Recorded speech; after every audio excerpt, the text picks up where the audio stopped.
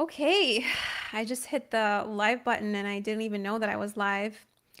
All right, so friends, today I want to talk about all of these misconceptions in terms of generating interview opportunities. This was inspired by one of my coaching sessions where my clients were talking to me about how they're looking for jobs and the advice that is out there. I'm going to be giving you the step by step in terms of how to generate executive level opportunities. The number one complaint that I get from people is that I apply, I get crickets, nothing happens, and it's tough because if you are in a bad situation, either you're not happy with your role, or maybe you've been laid off and you're frustrated, you're not getting interviews, you don't understand why. I am going to give you my perspective as someone who has helped over 1,000 professionals, from senior individual contributors with more than 10 years of experience to director level professionals to VP level professionals. Look, the strategy to generate interviews at a senior level in this competitive market are not the same as strategies that you might have used in the past when you were a mid level professional. That doesn't work. And especially in this market, the approach needs to be completely different. Okay? It actually needs to be quite entrepreneurial. So let me break it down for you so that it's very easy to follow. I encourage you to listen all the way till the end because I'm going to be dropping a lot of gold. Okay, so first things first. The first thing that I wanted to say is I have had clients who had trouble applying for jobs because they didn't know what they wanted, or they didn't know how their experience translated to the market out there. There's an old-fashioned way of how people look for jobs, and how they look for jobs is by title. And when you are an executive with a variety of experience, it's very difficult to put yourself in a box. And the box that you were in your previous organization does not accurately reflect your potential. And that is a problem. The way you're branding yourself, the way you're talking about your value is based on that box, which is inaccurate. And it is why you're not getting the opportunities that you want. Okay? So that's number one. And so think about it from a marketing perspective. How do businesses generate leads? How do businesses acquire customers? They need to be great at explaining their value and what makes them different. And that is what we call positioning. What is your position in the market? Are you considered a high value professional? Are you considered a low tier professional? If you position yourself, or if you position yourself in a way that accurately reflects that you are a high tier professional, then you're obviously going to be the number one choice.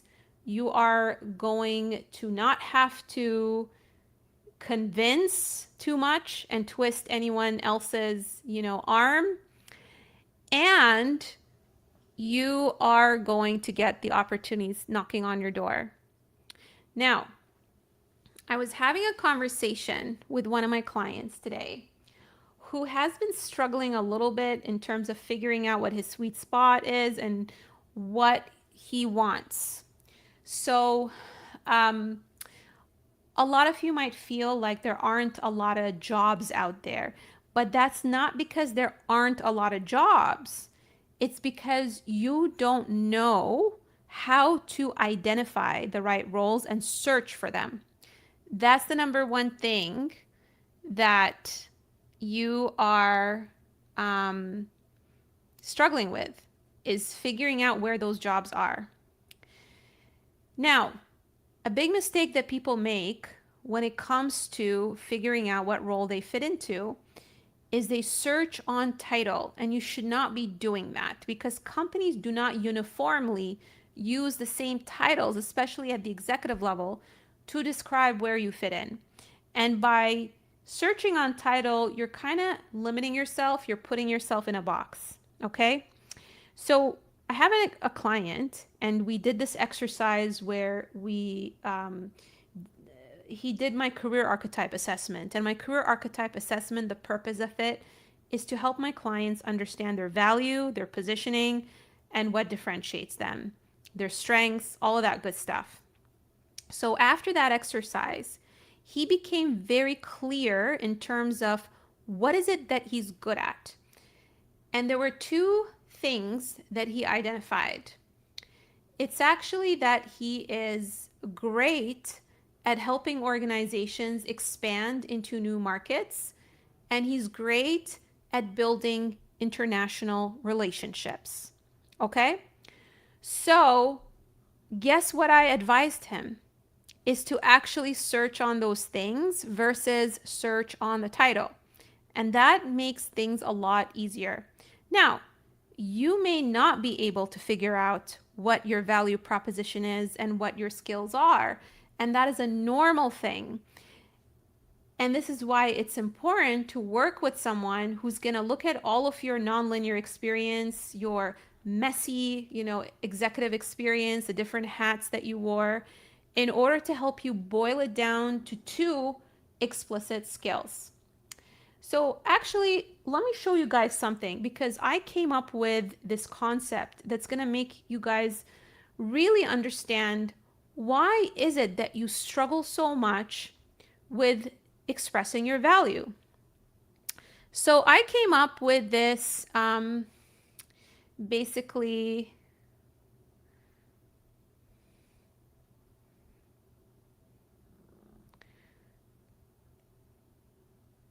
I came up with this diagram.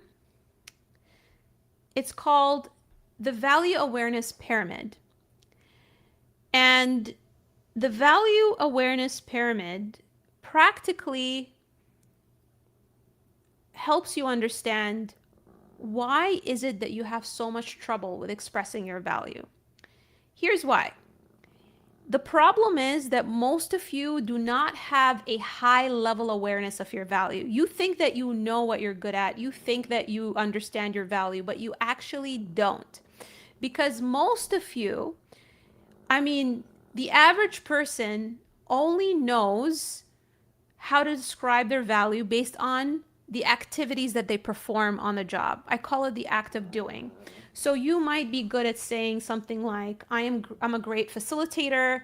I'm great at building relationships with executives, because these are activities that you perform on the job, and the way you express your value is based on these activities. However, you're not doing yourself a lot of justice when you do that, because there's a lot more to that. The next level of awareness is what I call being aware of your explicit and implicit skills. So ask yourself, okay, so, I'm a product manager, for example, or I'm a product leader. I build these roadmaps, or I prioritize these roadmaps. Well, what is the explicit skill that is tied to that? Maybe the skill is that, I don't know, you are a great negotiator. You are a great communicator. You're really good at aligning, teams, right? That's the explicit skill. Now, this is where most professionals describe themselves, but where they struggle with is saying, I can apply this to any context, any industry.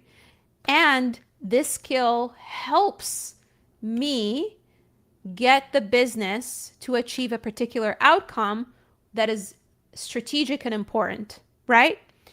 When you're able to communicate at that highest level of the awareness pyramid, that is when you're able to create more options for you. That is where you make yourself more valuable. Because at the end of the day, the company might think that you need specific skills in order to achieve a business outcome. And if you are not able to connect the dots for them and help them see that these skills that you bring to the table are important, they're going to help them solve problems. They will help them, achieve a particular outcome that is important to them. If you don't connect those dots, then it's going to make it very difficult for companies to evaluate your value. Okay? So that is usually the disconnect. And this is why people struggle with figuring out what makes them different, with their positioning, all of that good stuff. So I sit down with all of my clients and help them boil it down to a value that is transferable to a specific industry organization. Okay, so I hope you guys understand now why positioning is important. It's a lot more than titles. It's a lot more than, just talking about your skills. It's more about being able to connect your skill to any context and to connect it to a business outcome and a strategic why. Okay, now let's talk about the job search and why people have trouble with the job search.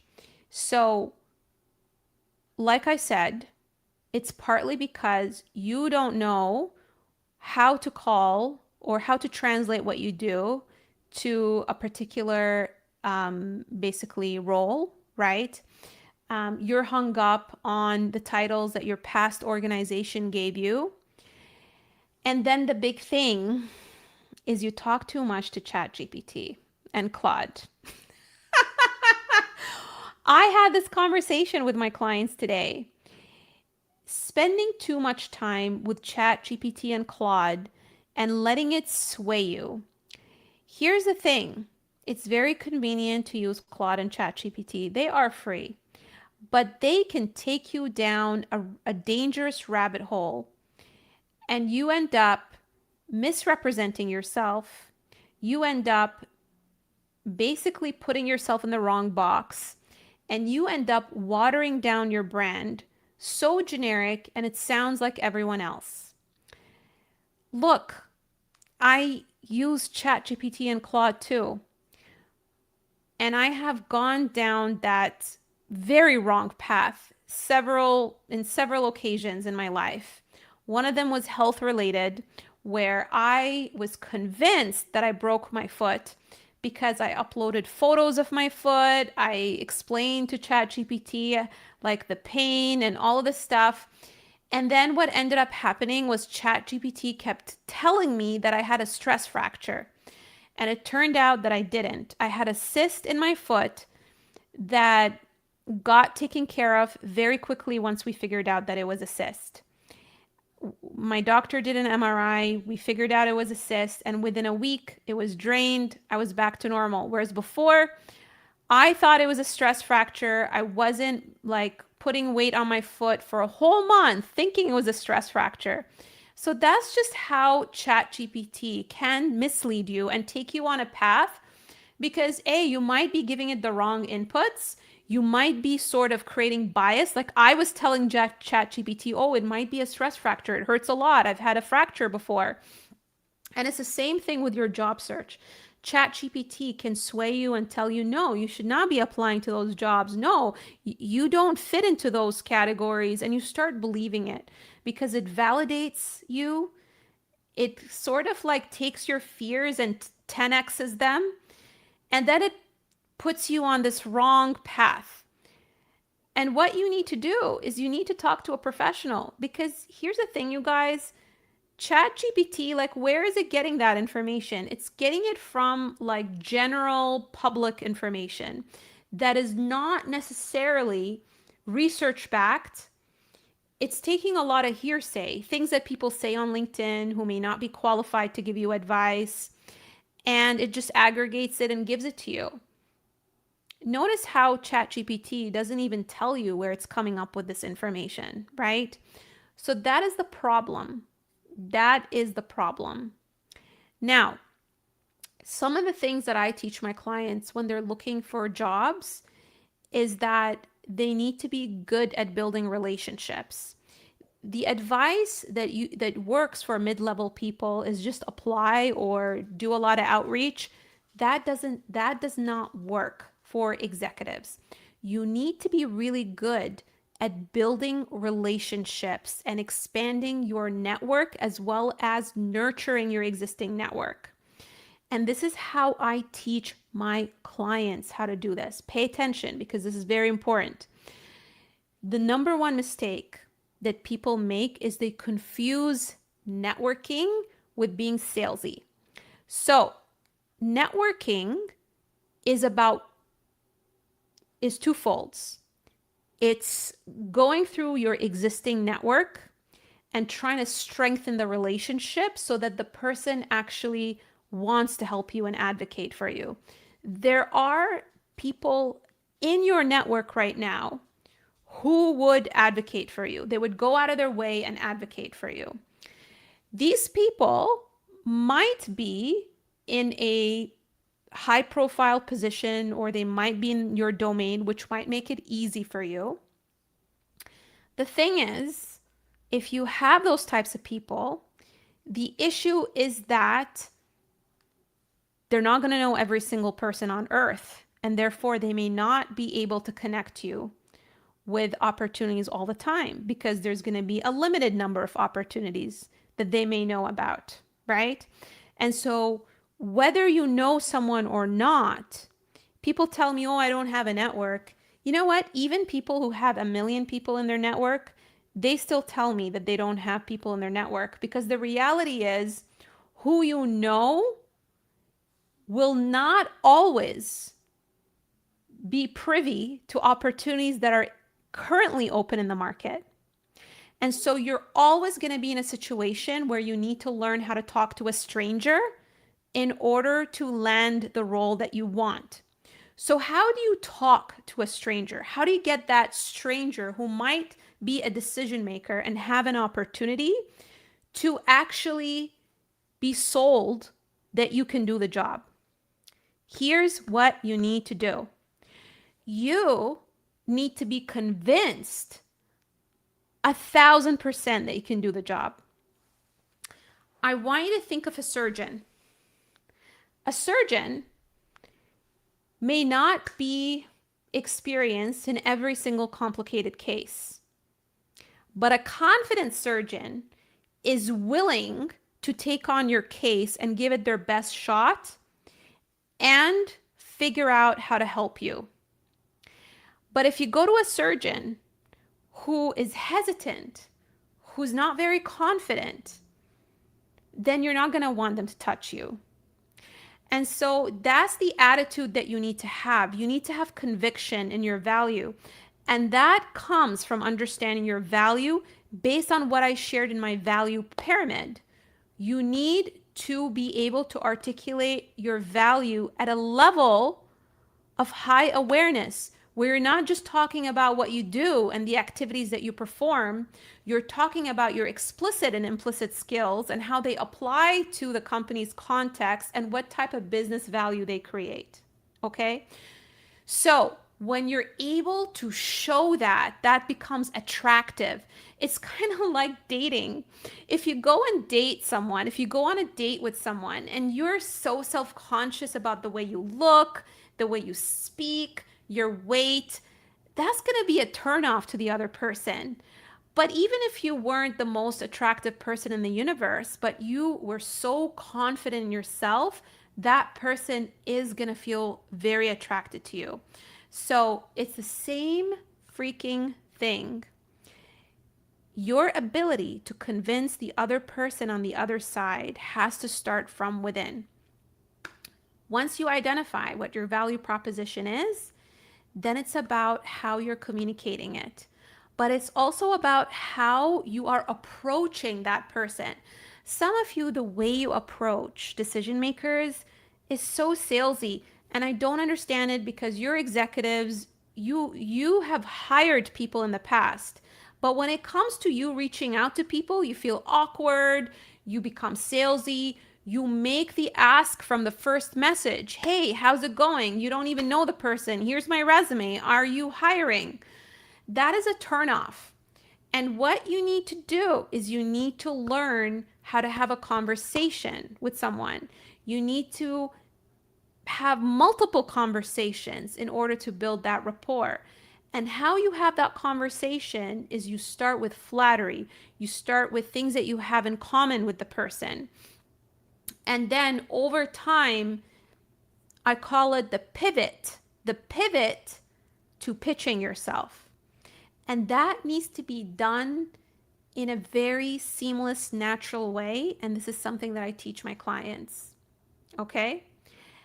I have had clients who got interviews just through messaging someone on LinkedIn, a stranger on LinkedIn, because their approach wasn't salesy and because they already had top-notch positioning. Because here's the thing, when you send a connection request to a decision maker, what do you think is the first thing that they're going to do? They are going to view your profile. And if your profile is confusing, if your profile is scattered, if someone looks at your profile and they still don't understand what is it that you do and what is it that you bring to the table, then why would they want to talk to you? They're not going to want to talk to you. I'm going to bring it back to the same dating analogy. If you're on a dating app and you have a really crappy profile and a really crappy photo and you try to match with someone, do you think that they're going to match with you? They're not going to match with you. They're going to think that you're cringe. And so it's the same thing with your LinkedIn profile. You know what I'm talking about. If you haven't updated your photo in the last 10 years, and if you're not smiling in your photo, why would you think someone is going to accept your connection request? They don't know you. They don't know you. You need to make a great first impression. And if you send a salesy message and an in-mail instead of sending a connection request, why would they accept? Why would they want to talk to you? Imagine you're sitting in a coffee shop and someone approaches you, and the first thing that they say to you is, "Hey, do you have a job for me?" Oh my God. I would feel so used, right? But if someone comes up to you and says, what type of coffee is that you're drinking? Ooh, I love your outfit. It looks really nice. Wouldn't you want to talk to them more? Absolutely. So you need to learn how to approach strangers. I don't even want to hear anyone here telling me that, oh my God, I don't have a network.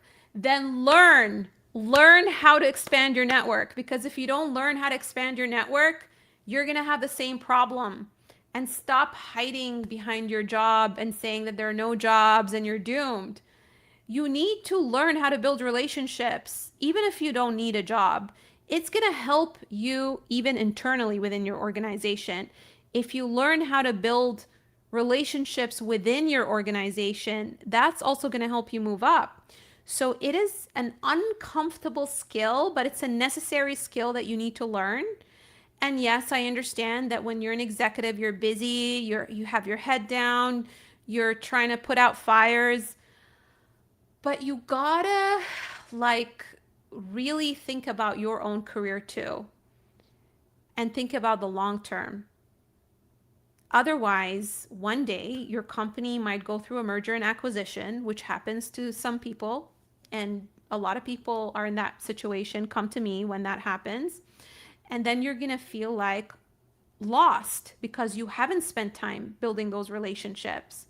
So honestly, when I work with my clients, it's not just about job search. It's not just about landing jobs. We really work on life skills that are going to create so much value in your career and help you progress. Okay, the last thing I want to talk about is the art of storytelling. Oh my goodness, I have had clients who had non-typical experience and they went through insane pivots because they nailed the art of storytelling. So one of my clients, she was in nonprofit. She was a policy leader, and she wanted to pivot into tech. And she landed at Meta after working with me. And you know what helped her land that role? Apart from the entire system that I've been teaching you guys, which is identifying her positioning. She had no idea what she wanted to do, to the point where she was like, should I be a nurse? Like, I don't even know what to do with my life. So we worked on that. We worked on building her brand and her positioning. But the thing that really moved the needle is her ability to tell a story. See, the thing is, when you really, really tell a good story, again, you don't sound like an instructional manual. You are able to bring in past experiences of specific moments in your career, and you're able to package them in such a way that makes the hiring manager feel like, oh my God, this executive gets it. They understand our context, they understand our situation. We found our person because you're really able to hit it on the nail in terms of what keeps them up at night, their pain points, all of that good stuff. And you're able to share it so beautifully in such an engaging and concise way that not only it logically convinces the person that you're the right fit, but it just builds that personal connection with the other side. Because here's the thing, you're dealing with human beings. The decision makers are human beings. And I will tell you guys that 80% of the decisions we make are based on emotion. They're not based on logic. This is why people get so freaking frustrated and they say to me, I had everything on paper. I have all the skills. I check all the boxes. But maybe when you went to the interview, you weren't smiling and the person just didn't like you. And it can be as small as that. And it's the reason you got rejected. If you don't believe me, ask yourself about an experience where you had to buy something and you were so close to buying it, but then you got turned off by the salesperson because of the way they treated you. And it could have been a small little quirk that made you not want to buy the thing. I know that I go to a dental hygienist because she smiles and I love talking to her. And even though there may be another dental hygienist who's better than her, I don't even give a crap because I feel comfortable with her. So it's the same thing with you. And this is why, again, when you're going to interviews, you're complaining about not getting the interviews or you're complaining about not converting those interviews into offers, and you're thinking about all the logical things and you have these blind spots, but you need someone on the outside to help you see the big picture end to end and help you identify where you are going wrong. Okay? And that's what I do with my clients. I'll give you guys an example. One of my clients who is navigating a pivot from being an entrepreneur to being a product leader, we did this exercise. We figured out that product is exactly what he should be targeting, but he was getting rejections. And he almost burnt the whole thing down and thought, oh my God, maybe I shouldn't, pursue a product path. And after looking at the data, because I get all of my clients to create basically a Trello board and we visualize all the jobs that they're applying to. And I was able within 10 minutes to spot where he was going wrong. On his resume, he was not talking about building software products. And all the jobs that he was applying to were software and SaaS products. And I was able to spot it in like 10 minutes just by asking him questions and looking at the data. And that's the problem. You can be, when you're inside the jar, it's so difficult to read the label from the outside. Okay? So, if you are in a situation where you're not happy with your career and you know that you deserve 200,000 plus roles, So I help my clients land roles between 200,000 and 350,000. Now, there are a very small number of clients who are a little bit more junior. We target, $150,000 roles. But for the most part, the majority of my clients target $200,000 roles and above. If you are in that situation, maybe you're not, maybe you deserve 200,000, but haven't hit that number yet and you need help hitting that number. You know that you deserve it and you're qualified. Or maybe you are already making 200,000 but you want to make more, or the money is not the issue and the issue is the wrong environment, the wrong organizational structure, then this is something that I can help you with. And so the best way to see if I can help you is to book a career diagnosis with me. So I'm going to show you how to book that call. By the way, I don't always offer this call. Sometimes I get very busy and I have to block out my calendar because of the number of inquiries. And so if you are in that situation, I really encourage you to jump on this opportunity because timing is of the essence. If you are in a situation where you've been stagnant, do you really want to wait 6 more months while you're losing, more than, let's say, $5,000 a month? No, right? So I encourage you to book that call so that you don't waste time and so that you can get to your goals faster. And listen, I don't end up working with everyone that I talk to, because at the end of the day, like, we have to be aligned, we have to be a fit, right? In order for us to be able to work together. You need to be sold on my approach. The only way you're going to know is if you book the call. There's no other way.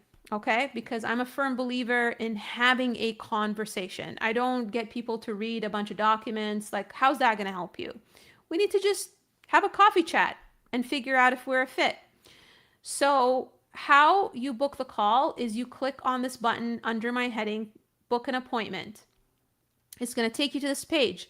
This page is really good for helping you understand who the heck I am and the kinds of people that I worked with. This video explains it all. I share my story of how I came to Canada when I was 18, how I built my career from like $40,000 to like $200,000 at the executive level, and how I decided to quit over text and, dedicate the rest of my career to helping professionals like you achieve their goals, because I myself was frustrated and I was in your shoes. And so I have a lot of drive to help you all to make up for the misery that I went through. So I encourage you to watch this video and then click on this button, book your career diagnosis. There's a 2-minute intake form that you need to fill out. It's going to help me understand your situation and have the context so that I can help you. And then once you go through that 2-minute intake, my calendar link is going to pop up and you can basically book a spot that suits you. All right? Okay. I would really love it if you tell me in the chat what your biggest takeaway was from this call. It would really help me so that I know what to focus on in my content. And at the very minimum, to encourage me to keep doing these lives, I would love it if you give me a like right now, because it's going to help me know who's watching. Whether you're watching this live or the replay, it really is going to give me some information to see that you guys are finding this valuable, which is going to encourage me to do more of these lives. All right. So thank you so much for listening, as usual. I try to do these lives around 8:30 p.m. Eastern every now and then. But yeah, I hope you guys have a great night. Let me know where you're tuning from, what country you're tuning from. I'm always curious to see, who from the world is listening. And yeah, happy Thursday. And tomorrow's Friday, thank God. Okay, talk soon.